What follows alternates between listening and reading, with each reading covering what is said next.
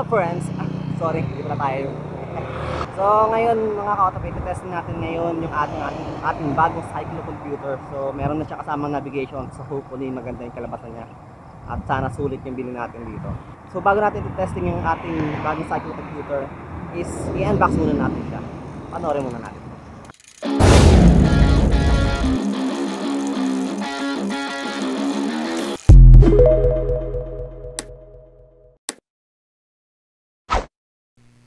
At ito na nga ang ating bagong cyclocomputer, ang IGP Sport PSC 200 na may kasama na siyang navigation. Ano ba mga kasama nito pag bumili tayo nitong cyclocomputer? Tara, buksan natin. Siyempre bubungad agad sa atin itong cyclocomputer na BSC 200 at tingnan naman natin kung ano pa ang ibang laman na kasama nitong cyclocomputer. Meron din siyang kasamang user's manual na madalas hindi naman talaga natin binabasa. At ito pa mga laman na kasama ng IGP Sport 200. Meron din siyang kasamang plastic mount na may kasamang rubber sheen para ikabit natin sa ating cyclocomputer. At syempre meron siyang dalawang kasamang O na rubber ring para maikabit natin yung mount sa ating mga handlebar. At para sa ating cyclocomputer meron siyang dimension na 83 by 53 by 14.5 mm at may weight na 65 grams. IPX7 na rin siya kaya protected na rin siya sa mga ulan-ulan. Meron siyang 6 buttons, ang lap and setting button, and ang start and pause button, ang power back or zoom button, at ang up and down button and confirm and menu button. At Garmin mount standard na rin pala siya kaya pwede natin siya ikabit sa kahit anong third party na cyclocomputer na mount. Meron na rin siyang rubber flap para sa cover ng Type-C USB connection niya. 2.5 inches ang kanyang screen size at meron na siyang dot matrix screen kaya customizable na ang kanyang every pages. Meron siyang battery life na 30 hours pero syempre depende pa rin niya sa pagkakasetup nyo ng cyclocomputer. Ang kanyang battery size ay 600 mAh at charging time na 1 hour. Pagbukas nyo ay kailangan nyo muna i-setup ang language, time zone at unit kung imperial o metric. Tapos ka na i-setup, ang muna natin makikita ay ang main menu. Makita natin dito ang ride mode, navigation, training, at history. Meron din siyang settings menu pero hindi na natin isa-isahin yan. Balik tayo sa main menu. So, ang makikita natin dito sa may ride mode ay ang outdoor at indoor setup. At syempre, ang pinakabida sa cyclocomputer na to ay ang navigation. Dito natin makikita ang mga activities na nagawa na natin pero syempre wala pa tayo dahil hindi pa natin nagagamit. At ang routes na sinave natin dito sa loob ng cyclocomputer. At ang sumunod naman ay ang training menu kung saan pwede tayong mag-connect ng smart trainer pero syempre hindi natin magagawa yun dahil wala naman tayo nun. At ang panghuli ay makikita natin ang history menu kung saan makikita natin yung mga nagawa nating activities. Meron siyang 400 data hours na pwede natin i-save dito sa loob ng cyclocomputer. So bago ko pala tuluyan makalimutan mga ka-otap, no? So kailangan nyo rin pala i-download yung IGP Sport app para mas madali nyo ma-customize yung mga pages sa inyong cyclocomputer at pwede rin kayo doon mag-plot ng navigation nyo. Pero pwede rin kayo mag-plot ng navigation via Komoot. So kailangan nyo lang i-download yung app ng Komoot. Ayun lang. So ayun mga ka-otap, testing naman natin ngayon yung ating bagong cyclocomputer tsaka yung navigation nya. So ayun tayo ngayon sa may pinaka main page. So nag-a-alarm siya pag liliko na dahil nakabukas na yung aking navigation. So lilipat lang natin sa navigation page.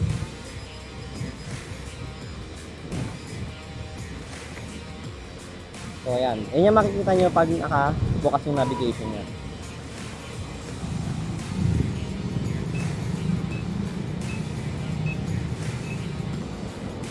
So far okay pa naman yung navigation natin. So kaya nga nasabi ko kanina nung nag-unbox tayo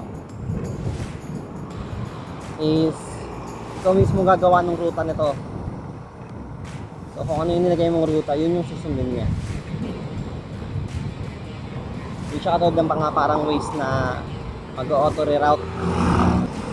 So try natin mamaya mali yung ruta, tingnan natin kung ano mangyayari pag mali yung ruta na dinaanan natin. So isa lang pala sa mga napansin ko, no, pag pinlay mo na tong cyclocomputer, itong BSC 200, wala siyang indication na nagre-record na pag nasa may navigation page ka na. So or pag tumatakbo ka na. Pag minto ka, mayroong lalabas na pause. Tapos pag umandar ka na, after ng mga ilang seconds, may lalabas na play icon. Tapos yun, pag go na siya, lalabas na siya, mawawala na yung play icon niya.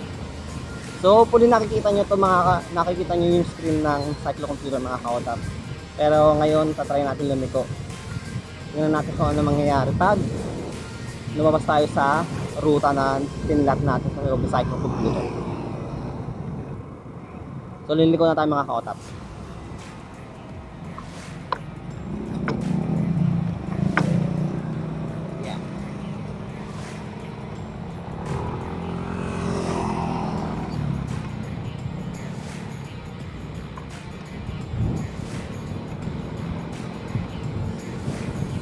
So far wala pa nangyayari kasi medyo kakaliko pa lang naman natin.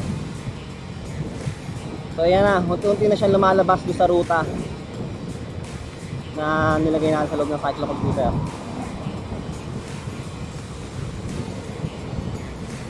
Subukan natin lumayo pa lang.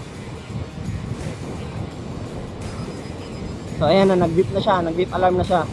So sabi niya sa'yo na off course ka na. So meron nang lumabas ng off course. Try pa natin layuan. So ayan na, medyo mas nakalayo-layo na tayo at nawala na yung mapa sa ating screen. Ahon. So ito, meron na siyang lumabas na bilog, parang radar. Tapos meron ng arrow saan nakatutok yung tamang ruta.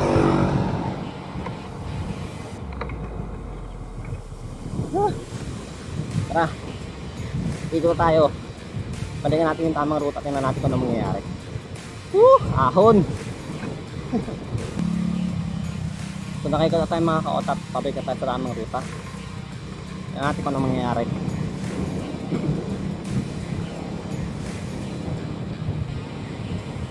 Yan, so yung arrow doon sa may radar, parang radar is lumipat sa taas kasi nakaikot na tayo.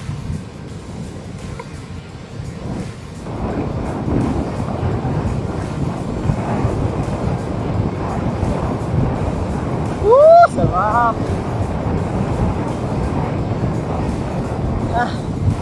So yung mga kaotan, nakikita na natin yung tamang ruta sa mapa or sa screen ng ating cyclocomputer.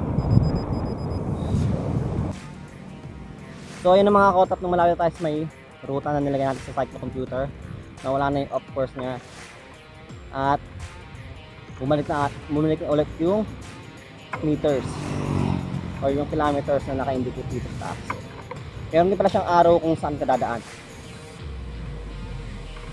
So yung mga kaotat, so far napakaganda ng navigation nitong cyclocomputer ng IGP Sport DSC200.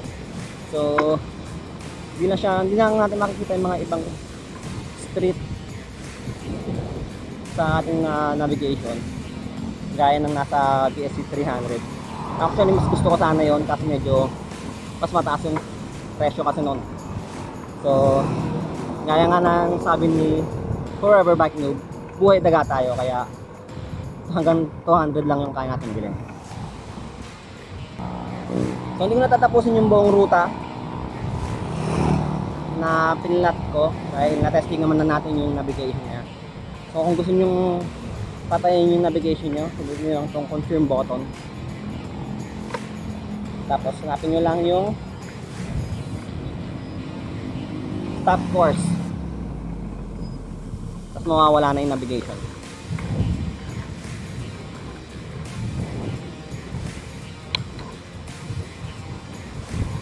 So ito nga pala yung aking main page.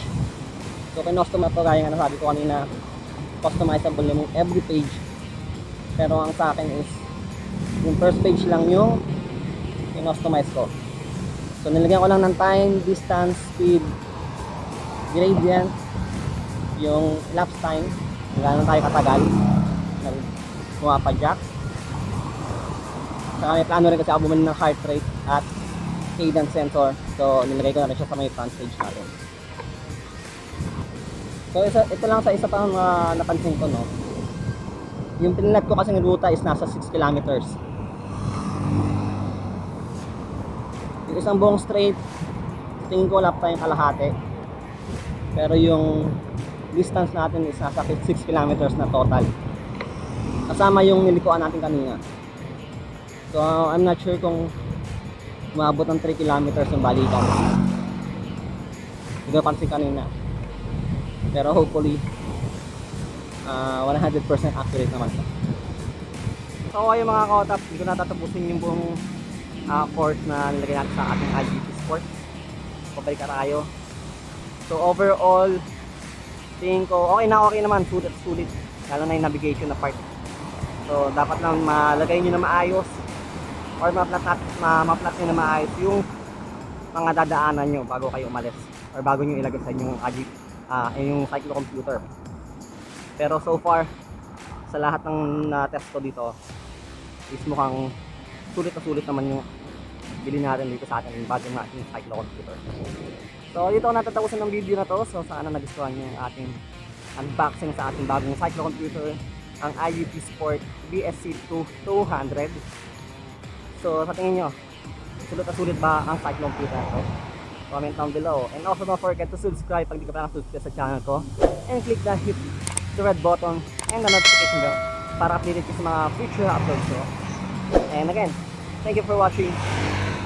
Keep safe. Peace.